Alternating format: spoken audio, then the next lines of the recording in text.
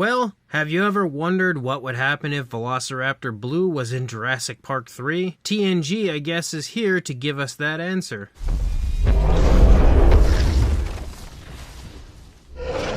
Hey guys, welcome back to Andy's Dinosaur Reviews, and today we are back with yet another TNG release. These figures are so hard to find nowadays, it is absolutely unreal, and I have no idea why. Like that first string of releases from TNG, they were really easy to get a hold of. They were readily available pretty much everywhere, and still are for the most part. Not every single one of them, but you know, the majority, I would say, are still available to purchase at most places on like AliExpress and stuff. And like, I think Lana Time Shop might still have some, but ever since then, it seems like they're just continuously getting harder and harder to get a hold of. In fact, there are still quite a few that I don't have in my collection, and I'm still dying to get a hold of, including this one until just recently, which I obviously now have. But this is their quilled Velociraptor. They have released a Velociraptor in the past, also painted like Velociraptor Blue, but there were no quills, and it was also a lot smaller. This time we have a much larger version of the Velociraptor, obviously kind of sculpted after a Jurassic Park 3 version because we've got the quills, but the head sculpt doesn't exactly look like a JP3 Raptor. However, we obviously have a very Velociraptor Blue style color scheme to it. And I must say, it's another one of those figures from TNG where I'm a little let down because it's not nearly as nice as I was expecting. And TNG as a whole has been such a mystery to me when it comes to the production and releases of their figures, and just in general what their mindset is continuously going into this kind of stuff. But this one, again, if you actually see the original prototype, which you can see right here, has a pretty nice looking paint scheme to it. You know, it's obviously also very Velociraptor bluish, which I would expect, but you can just see a little bit more to the coloration. And now when you actually look at the final product, you can see it's very lackluster as far as the paint apps go, and that's not something I'm used to with TNG, because I think TNG usually delivers really good paint apps, and they normally deliver a model that looks exactly like the prototype, whereas this one actually is quite different from the prototype because we basically just have a dark gray for the most part and then a strong dry brushing through most of the model, which is not really the best thing in the world. I can also say it's got a warped leg and doesn't stand too well. I can get it to stand, but it's definitely, you know, not the most stable thing in the world. If I bump it, it's gonna fall over. Regardless, I'm still pretty happy to now finally have this, as this is one of, you know, quite a few that I've been kind of hunting relentlessly for a little while. So let's jump to a closer look and we'll check it out from there. So, starting up here at the head sculpt, you can see we have some pretty decent looking skin texture and skin detail, scale detail. You know, it looks pretty good for what it is. It's not absolutely phenomenal, not quite up to par with what I usually see from TNG, but it still doesn't look bad. You know, it looks alright. The worst part about it is the paint apps, because again, we have that dark gray, but we also have a strong dry brushing, and some areas are just a little too thick, like right here in the palette. You can see that paintwork is definitely a little bit thick up here on the snout. It's a little bit too thick, so it's not all that naturally applied. And there's also some sloppiness to the eye, which is again very strange, not exactly something I'm used to from TNG, and definitely not the best when it comes to the paintwork right there in the eye. You can see we have kind of like a reddish brown almost, then a light yellow and a black slit like pupil for the eye, but it has run down there into the lower part of the eye socket, and you can also see some of the pinkish tones kind of exposed here from the inside of the mouth running up onto the lips of the Velociraptor. We do have the nostrils sculpted out up here on the tip of the snout, and they look okay. We do also again have an articulated jaw, which the jaw opens pretty wide. That's about as far open as we can get it, and it works really nicely. The inside of the mouth sports a very nice looking tongue sculpt. The teeth as well look pretty good when it comes to the sculpting aspect. I mean, for the most part, they don't look great, but they don't look terrible. The paintwork is okay. There's definitely like some reddish paint that seems to have been applied to the inside of the mouth, or pinkish paint like the inside of the mouth in general, that kind of has run down onto the teeth. And yeah, the same thing for the upper side. You know, it's not really sloppy, but it's not perfectly precise when it comes to the paintwork. Actually, a little bit sloppy over here as you move back into the rear part of those teeth, but they do have a little bit of a satin shine to them, which is nice. Again, you can see that nicely textured tongue. You can see the throat there on the back of the Velociraptor there. That looks really good, and the fine detail moving up there into the inside of the mouth also looks really quite nice. I would say the inside of the mouth, even though it's a little sloppy, actually looks better than most of the raptor does. Moving up onto the top of the head, the skin texture continues to look pretty decent. I think the paintwork also looks a little better up here, a little less sloppy. As you move back here, you can see that we have those quills, again giving us the Jurassic Park 3 version of Velociraptor Blue.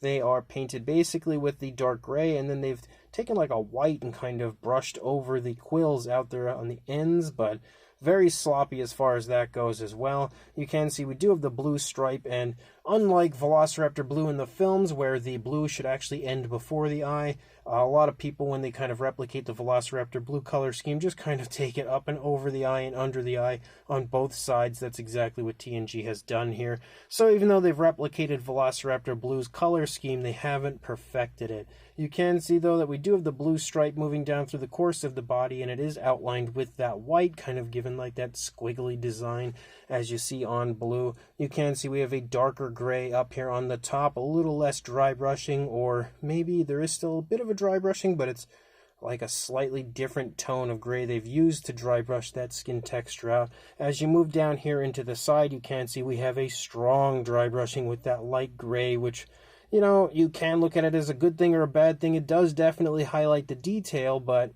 as I said, in my opinion, it's just a little bit too strong, a little bit too thick. One thing that is kind of cool, and just like with the other Velociraptor they released, we do have articulated arms, which is pretty neat to have a little extra articulation. It allows you to put the arms into the body, in my opinion, in a very nice naturalistic way. But they do move pretty smoothly. Moving down the arms, there's some nice muscle definition. You can see the elbow sculpted out, as well as the scoots down the fingers.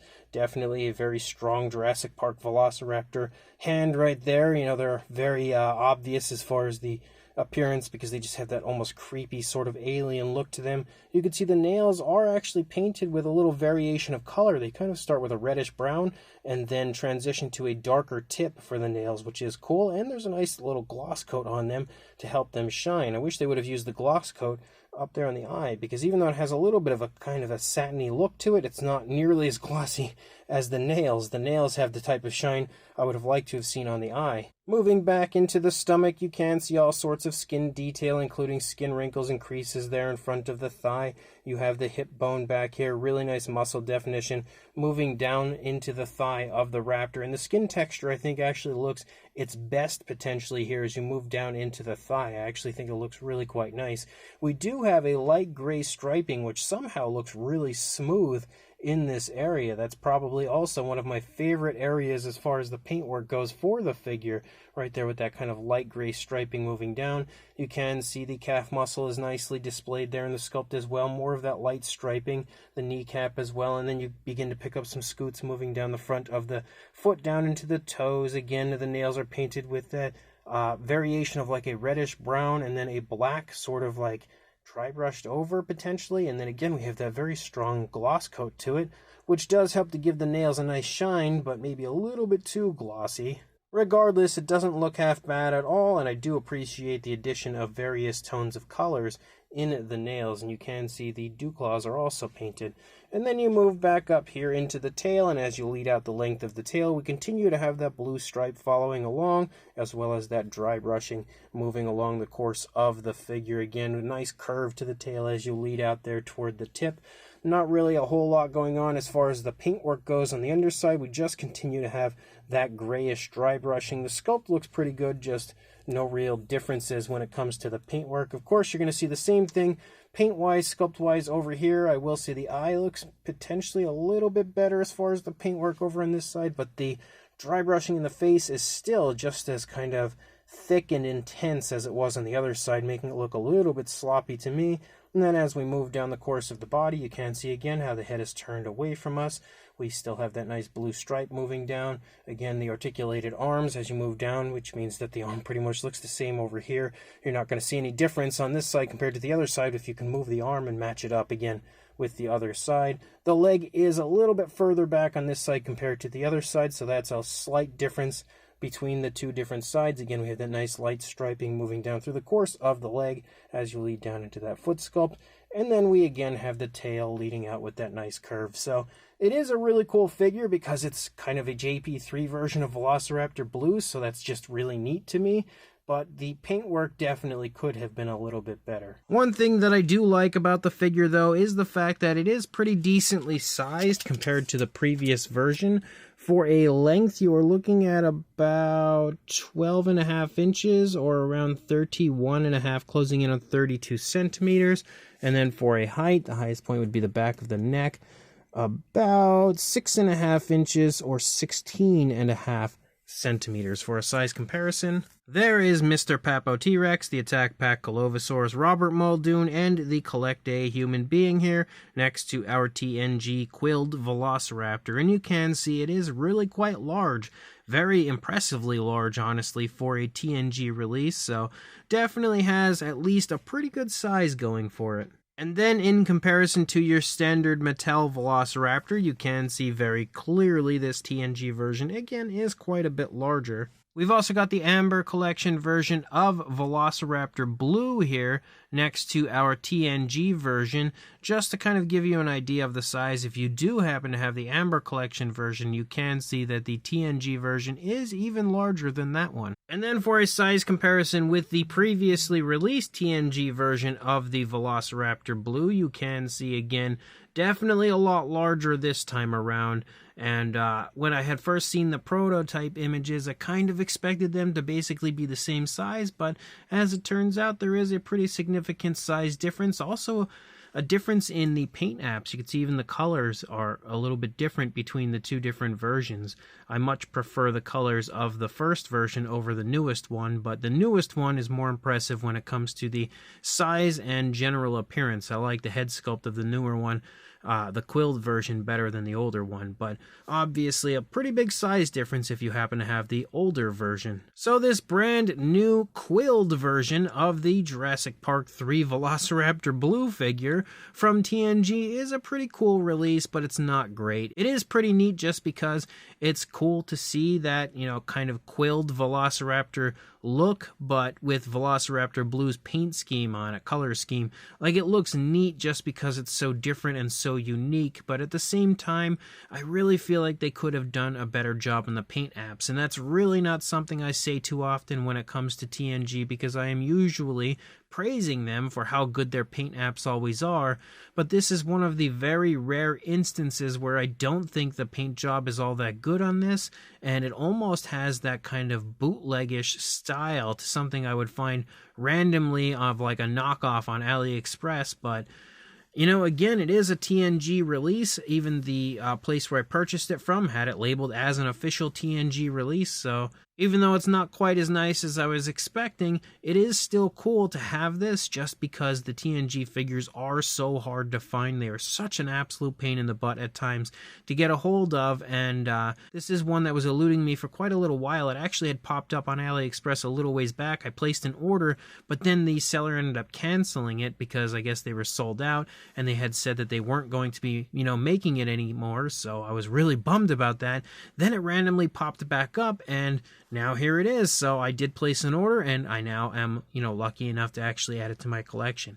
But the sculpt does look really nice. It doesn't quite perfectly capture the likeness of a JP3 Velociraptor outside of the quills. The head sculpt definitely isn't exactly what you see, but it has a general sort of Velociraptor Blue kind of look, again, combined with the quills there of the JP3 Raptors. So it's almost like they did take both of the Raptors' designs and combine them into one for this release. The skin texture and fine detail through the course of the figure does actually look pretty nice as you move through. It has a very highly detailed appearance, and overall definitely replicates a Jurassic Park style raptor quite nicely.